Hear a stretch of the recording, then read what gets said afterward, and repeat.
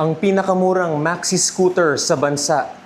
Guys, kilalanin natin ang FKM Slick 400.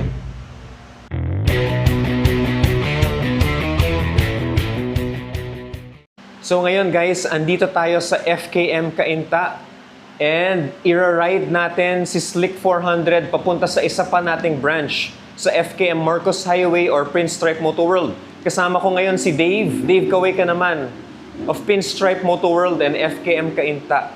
Okay, so dadalhin natin tong Slick 400 at i-release natin sa Marcos Highway branch. The FKM Slick 400 has a keyless ignition system wherein you can open the under seat. Yan, to reveal very spacious storage. Malaki, malalim. Pero medyo may kainitan to dahil andito sa ilalim niya ng engine. Meron tong divider na nakalagay dito. So you can probably put some mga dry goods dito sa loob.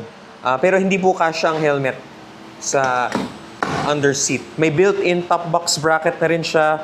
Dual rear suspension. A nice, sleek muffler design and the Slick 400 logo on both sides.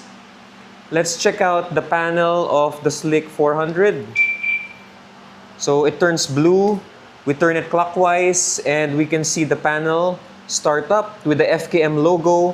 What I like about this is that it has both an analog and a digital display panel.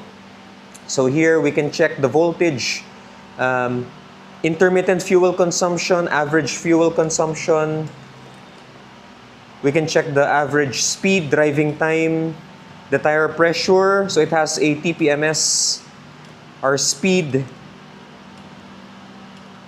Alright, so the speed here is the same as what we see here, both in kilometers and miles per hour, and we have the RPM. What I like about this is check out the needle. This needle right here will move up and down. Meron siyang parang needle light na sumasabay sa ilaw nung kanyang mga analog display. Okay, both the brake levers are adjustable. It has a kill switch, hazard switch, a USB charger, and it even has a 12-volt socket charger. And yeah. So, nagre-release pa rin ng ganito, right? So, these are, it's a cigarette, okay, lighter. Okay, so, yeah, sa mga batang 90s, alam natin yan. Yun. Dalawa yung kanyang glove compartment. You can definitely put a phone inside. The fuel tank is here. This has a fuel tank capacity of, I believe, 13.5 liters. So, hindi siya sobrang laki. And that makes the weight of the Slick 400 only at 200 kilos. This is one of the lightest maxi scooters in the country. So these are the daytime running lights. Okay, meron siyang hand brake. So this is basically a rear brake lock. Okay, sa mga hindi nakakaalam, the rear brake lock. So pupull mo yung rear brake and then hilahin mo to. Yon. So by doing this, nakalock na yung rear tire. Naka-side stand ngayon si Slick, so hindi ko mapapakita sa inyo na nakalock yung rear tire. Pero basically, okay to for parking habang naka-side stand or center stand, or pagka nasa traffic ka, tapos naka-palusong. Ano ba yun? Palusong ba yun? Yung pa-incline. Okay, so pagka-hanging, tapos you want your hands to be free, you can apply the handbrake or the rear brake lock. And then to release, simply pull the rear brake lever, mag-release na siya. The side mirrors are pretty good. Kitang-kita mo yung blind side. The windscreen is non-adjustable, but it provides ample wind protection. The lights are pretty good. These are the daytime running lights, and it does have projector lights. Wow, ganda. Tatlo. Let's check out the signal lights. These are the brake lights and the signal lights. Those are LED. Mukha lang siyang halogen. Yeah, but those are LED lights. Okay guys, so nakatayo ngayon sa Slick 400, isi-center stand ko siya. Okay, so para lang makita nyo paano siya i-center stand. Okay, so I'm gonna put the bike upright. Ibababa ko ngayon yung kanyang center stand at isi-shift ko yung aking weight. So it's pretty easy to apply ng center stand niya. Just make sure flat yung surface natin. Maganda naman yung kanyang grab bar. Meron din siyang top box bracket. And grabe. Sabihin ko na guys yung SRP nitong Slick 400. So the SRP of the FKM Slick 400 is only 288,000 pesos. Available to for cash financing at credit card transactions. It's basically available in 3 colors. So we have the gray, the red, and then the white. Okay, isa-start natin ngayon sa Slick 400.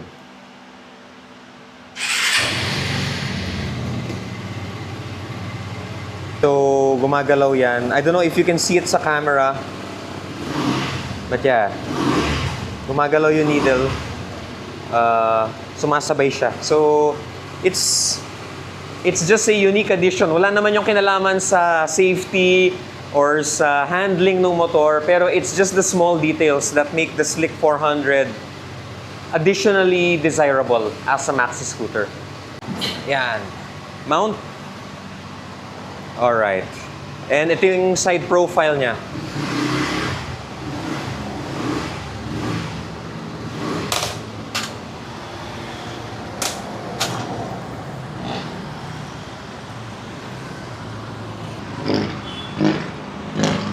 Ito guys, yung itsura ng Slick 400 pagka ilalabas natin siya.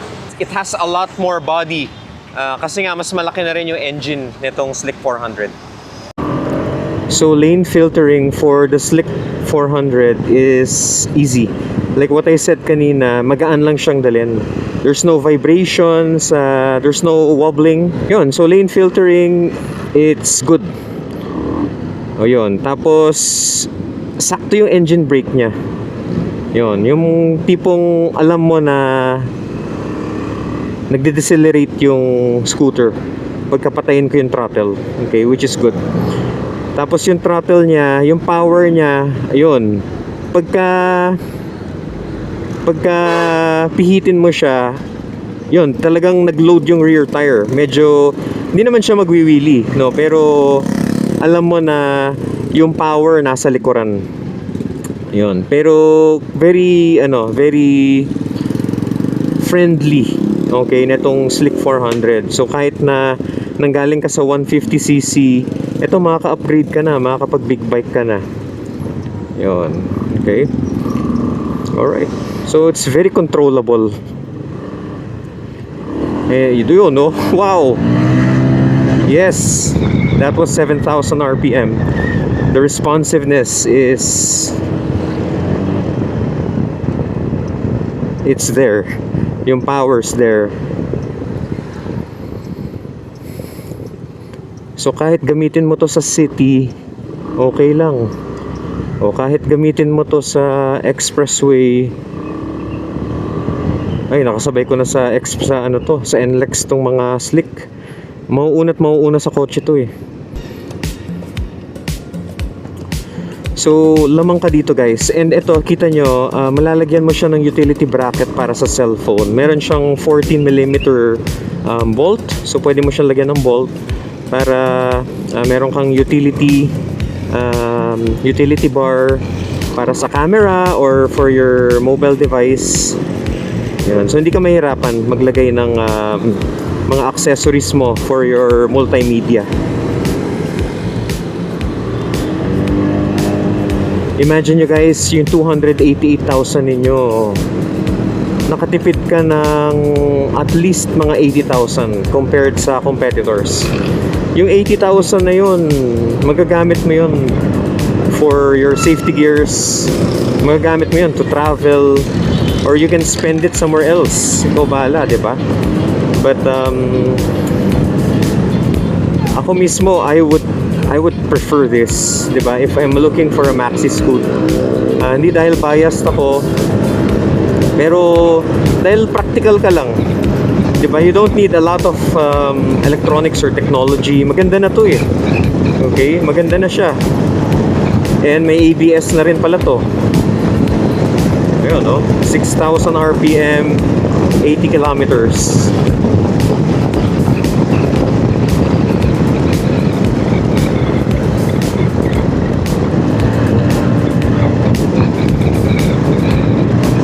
Ganda yung ano niya. Pagka-gas mo, nararamdaman mo umiikot yung CVT.